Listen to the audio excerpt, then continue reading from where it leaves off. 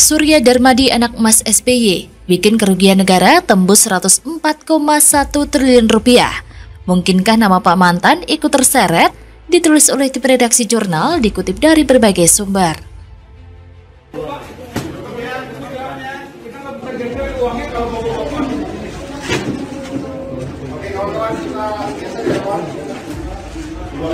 Uang yang disita oleh penyidik yang kita serahkan tadi ke rekening penampungan sementara di Mandiri itu nilainya 5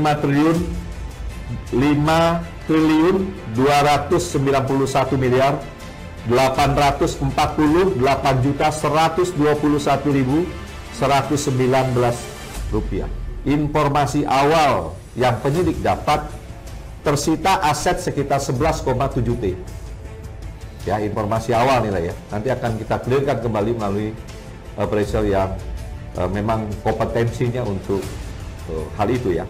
Makanya kemudian negara menghitung secara kerugian itu sampai mencapai 78 triliun rupiah awalnya gitu ya. Nah sekarang udah naik menjadi 104 triliun rupiah. Ya apa iya untuk satu kasus korupsi yang sampai triliunan kayak gini yang jadi tumbal atau yang bertanggung jawab cuma segelas bupati? Apa iya DPR nggak ada? Apa iya menteri nggak ada? Dalam kaitan ini pemerintah terus mendorong segera ditetapkannya undang-undang perampasan aset tindak pidana. Ini juga penting sekali. Dan terus kita dorong dan kita harapkan tahun depan insya Allah ini juga akan bisa selesai.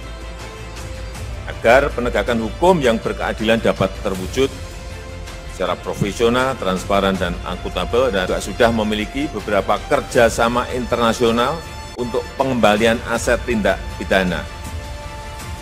Perjanjian bantuan hukum timbal balik dalam masalah pidana, Treaty on Mutual Legal Assistance, sudah kita sepakati dengan Swiss dan Rusia.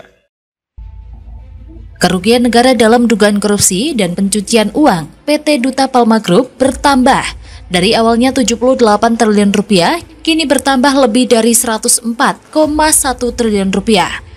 Jumlah kerugian negara sebesar 104,1 triliun rupiah itu disampaikan Jaksa Agung Muda Tindak Pidana Khusus atau Jampitsus Febri Ardiansah di Gedung Kejaksaan Agung RI pada Selasa 30 Agustus 2022. Rinciannya, kerugian keuangan negara berjumlah 4,9 triliun rupiah dan kerugian perekonomian negara berjumlah 99,2 triliun rupiah. Jampitsus Kejaksaan Agung Febri Ardiansah mengatakan, bertambahnya angka kerugian negara tersebut merupakan hasil perhitungan Badan Pengawasan Keuangan dan Pembangunan atau BPKP. Dalam kesempatan itu juga dilakukan penyerahan barang bukti berupa uang tunai yang telah disita dalam perkara tindak pidana korupsi dalam kegiatan usaha perkebunan kelapa sawit PT Duta Palma Group sebanyak 5,12 triliun rupiah, 11,4 juta US dollar, dan 646 dolar Singapura yang dititipkan oleh Kejaksaan Agung kepada Bank Mandiri dan sejumlah bank lainnya. Selain itu, Kejagung juga melaporkan aset yang telah disita tersangka korupsi Surya Darmadi ditaksir senilai 11,7 triliun rupiah. Menurut Febri, penyidik sudah melakukan penyitaan aset 40 bidang tanah yang tersebar di Jakarta, Riau, dan Jambi. Ada pula 6 pabrik kelapa sawit di Jambi, Riau, dan Kalimantan Barat atau Kalbar. Tidak berhenti di situ. Ada 6 gedung yang cukup bernilai di Jakarta Selatan dan Jakarta Pusat, 3 apartemen di Jakarta Selatan, dan 2 hotel di Bali. Ada juga sebuah unit helikopter dan dana di rekening penampungan mencapai 5,2 triliun rupiah. Febri melanjutkan, untuk sementara ini juga masih ada aset yang belum dinilai, yaitu berupa 4 unit kapal tugboat tongkang yang disita di Batam dan Palembang. Di samping itu, dalam kasus ini, penyidik Jampitsus telah menetapkan 2 tersangka. Keduanya adalah RTR selaku Bupati Kabupaten Indragiri Hulu periode 1999 sampai 2008 dan Surya Darmadi pemilik PT Duta Palma Group. Konstruksi kasus ini diawali pada tahun 2003 ketika Surya Darmadi membuat kesepakatan dengan RTR untuk mempermudah dan memuluskan perizinan kegiatan usaha budidaya, perkebunan, dan pengolahan kelapa sawit. Kondang bener tuh, anak emasnya Pepo. sebelumnya diklaim merugikan perekonomian dan keuangan negara 78 triliun rupiah. Ini malah tambah bengkak menjadi 104,1 triliun rupiah. Makin fantastis dong angka nilep duit rakyatnya. Nggak tanggung-tanggung emang si Pepo melenggangkan aksi korupsi bejatnya si Apeng. Lagian mana mungkin uang korupsi 104,1 triliun rupiah bisa terkumpul hanya dalam kurun waktu 2 bulan atau 3 tahun saja? Ya paling nggak 10 tahun lah selama SBY menjabat sudah dilanggengkan aksi bejatnya. Kan bisa saja jauh sebelum Apeng masuk dalam daftar pencarian orang atau DPO oleh KPK pada tahun 2019 silam. Di antara SBY dengan Apeng sudah terjalin hubungan emosional yang saling menguntungkan. Sehingga rencana melenggangkan aksi korupsinya lebih mulus. Kan bisa saja toh? Apalagi keterlibatan Gubernur Riau yang mau menego Menteri Kehutanan dan mau merevisi SK menterinya untuk alih fungsi lahan dan hutan. Kan jelas ada skema hubungan emosional di antara mereka, sama-sama terjun ke dalam lingkaran korupsi. Ya kita tunggu sajalah bagaimana kesaksian si Apeng dalam persidangan. Apakah si Doi berani menyebut kedekatannya dengan SBY dan ikut menyeret nama Pak Mantan? Atau justru si Apeng hanya diam dan menyimpan rapat kebusukan sang mantan? Seperti kiceknya Angelina Sondak? Entahlah, yang jelas kesaksiannya Surya Darmadi patut ditunggu agar kebobrokan dinasti Cikeas segera terbongkar dan kebenaran segera tersiar. Begitulah kura-kura.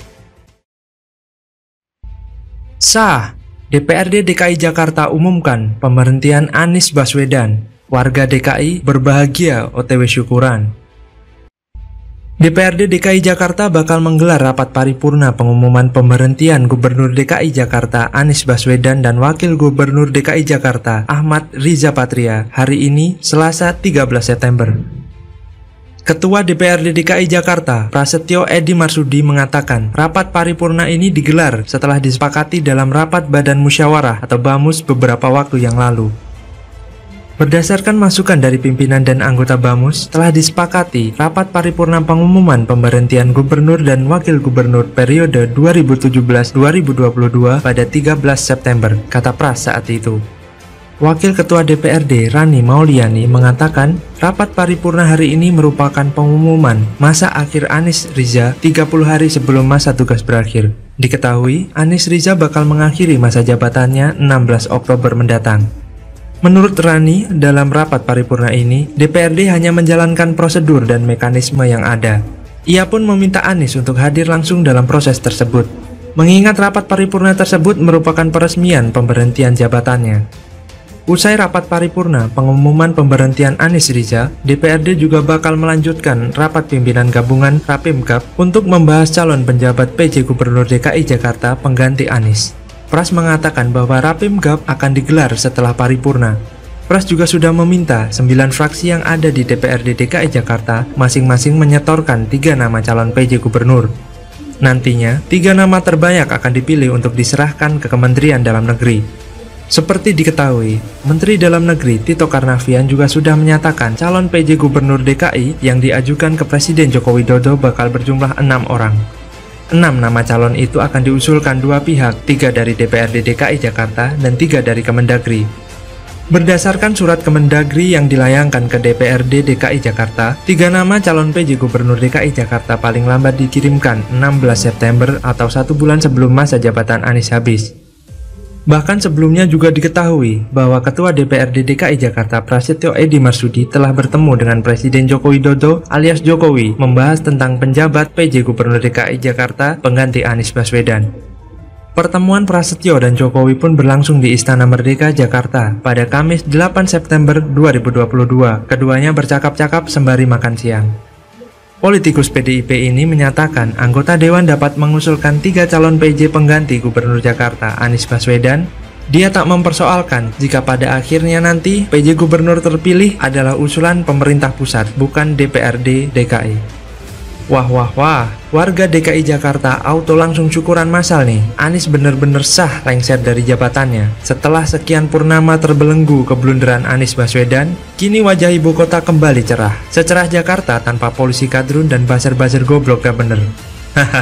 Memang secara perlahan tapi pasti, Anies Baswedan telah membawa Jakarta ke dalam keterpurukan selama menjabat. Pembangunan rusun dihentikan yang mengakibatkan puluhan ribu korban gusuran terancam terdampar. Trotoar-trotoar sebagai hak pejalan kaki diberikan untuk lapak dagangan. Penghamburan APBD untuk pembiayaan TGUPP, proyek bongkar pasang dan anggaran siluman, reklamasi yang dilanjutkan hanya untungkan pengembang. Ribuan IMB dikeluarkan tanpa keluar kontribusi 15% dan tanggung jawab pembuatan bendungan. Dan akhirnya Anies mewariskan mangkraknya pembangunan Giant Seawall yang membuat kota Jakarta lebih cepat tenggelam.